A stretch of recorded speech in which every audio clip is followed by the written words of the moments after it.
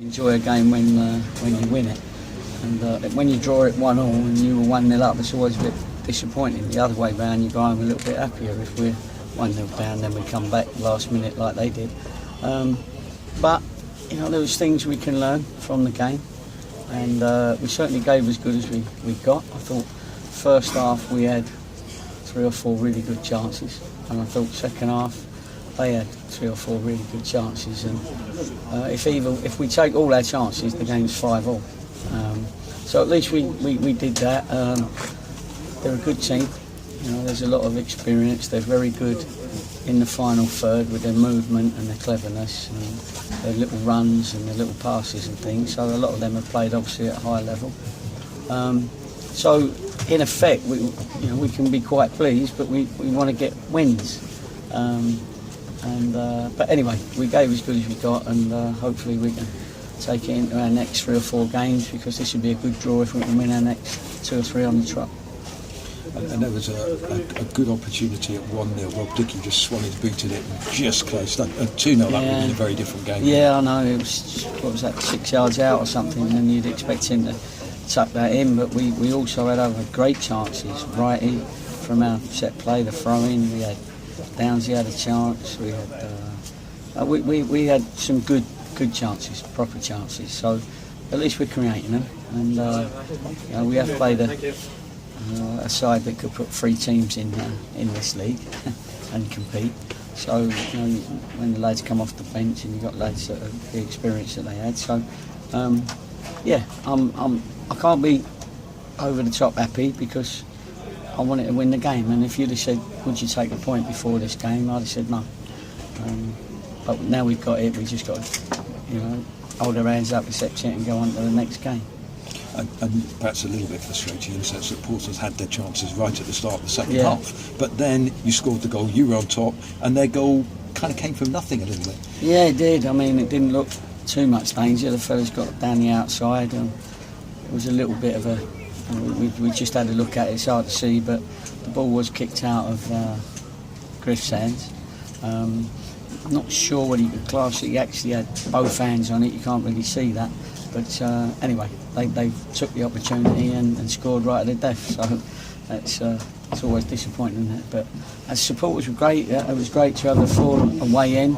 The Portsmouth support gave them good support, and it was nice atmosphere. It was good to play in a very competitive atmosphere. Played 79 draws, 6 of which have been 1-1. What does that tell you about where your team are at the moment? We're draw specialists, that's what it tells us. A lot of them have been at home. It says that in this league, all games are close. There's been some games we've been behind and come back to draw, and some games we've been in front and the opposition come back to draw. So, we've still got that little bit of a record of 10 out of 11 we haven't lost. So we're not losing games. We've just got to find that little spark like we did at Crewe. And I did tell you Portsmouth were better than Crewe. And that's just taking your chances when you've made them. And that's all you can do. And that's where the lads at the top levels, they take more of their chances than they miss. Still only 6 points off the playoffs, so it's still that tight. Of course it's tight, and what we've got to be is make sure that when we've played half the season and we get into January, that we're within 5 or 6 points of the playoffs at least. We'd like to be in them by then, but and if you are, then of course you've just got to make up 5 points over the second half of the season, and we can do a little bit of business maybe in January. But I was pleased with a few of our lads. I thought Rory come in and done great. I thought Danny Wright was unplayable again. I thought he did a good job, and 1 or 2 others. So at the end of the day, it's not. I said to them, it's not doom and gloom, even though we're talking a bit like it. We've drawn, get on with it, make it a good draw if we win the next couple. And you talk again about the run, just 1 defeat in a long run now. What is it that's clicked in your mind with the team? Because you're critical of them early in the season. Now, you look not much more solid, don't you? I think there's a good work rate amongst the starting 11, I think, and the lads on the bench, of course. But I think we're putting in a good work rate. We found they've got used to the pattern that we want to play, and and we've had, we need people. We probably need to score more goals than we score. I think that's really where we've got to be, and hopefully Dan Ullman come back. He's not totally ready yet, because he's not as sharp as he has been, but every game we give him gets him a bit more sharpness. So it's the work rate, really. The work rate's keeping us in there, and then it's the extra little bit of quality that wins your games. Gary, thank you much. Thank you. Is the three up front going to be something you progress with then? Because, that's what because I of that. What I did say, I just said in there, if we're going to play three up front, and that's not to say that that's what we're going to do, but if we are going to, then those three have got to be a constant threat. And if they're not a constant threat, then the opposition are going to be a constant threat because we've got one less player behind the ball. Hard for the two midfielders, they've got a big area to cover. The two wing backs have got to make sure that they're switched on and getting forward when they can and getting back when they can. Centre halves have got to know when to cover the wing backs when they've gone forward. So I think they're getting used to knowing what they've got to do, and then it's just down to ability. You can have the best shape in the world, best tactic in the world, but you've got to have the ability as well, and I think we have.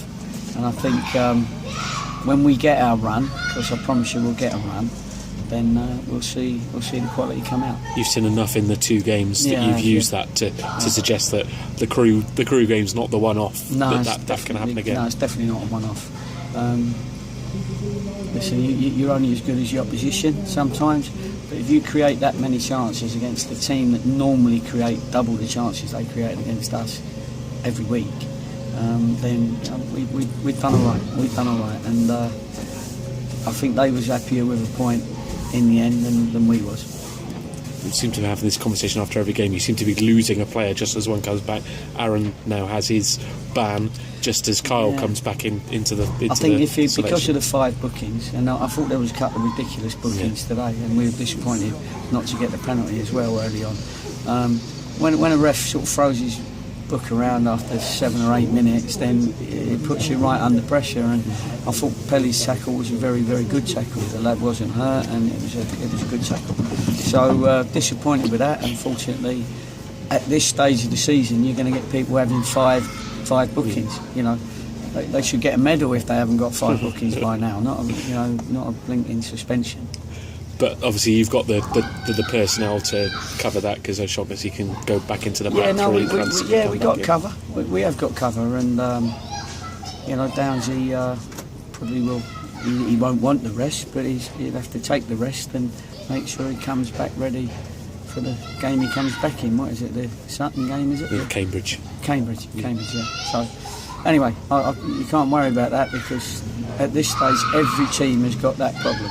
They've all got players that are out on 5 bookings, most of them. Yeah, a lot of fans leaving the ground today on their Twitter will be worried about the goalkeeping, as they say, a perceived error. I imagine that your support is still fully and squarely behind Russell. Yeah, of course it is. Yeah, I mean, he's made a couple of fantastic saves for us. And there's a couple he let sort of bounce out of his hand, but he coped with a couple. But the one on the ground there's obviously been fizzed along low.